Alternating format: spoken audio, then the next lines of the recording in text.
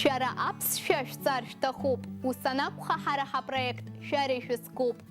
Абзера шимаз. В абхазском языке есть ряд слов, которые усиливают значение действия. Так, например, ащихет шажует, говорит тихо. Ашерха двяцхейт, быстро вскочил. Арлахет глуп, или стоит. Ачаха дапхет, бегло читает. Ирласны дыует, быстро бежит. Ицкедза якуб, чисто. Ибзен и кацоп, хорошо сделано. А теперь послушайте диалог с этими фразами.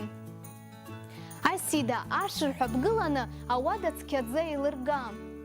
Асида, быстренько встань и наведи чистоту в комнате. И касцона хаарла хасыкуп.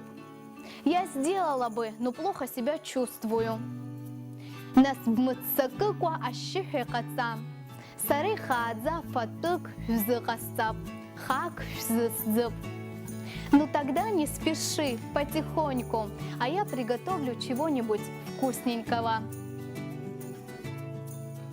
Наверняка вы часто слышите эти фразы и теперь уже можете сами их использовать.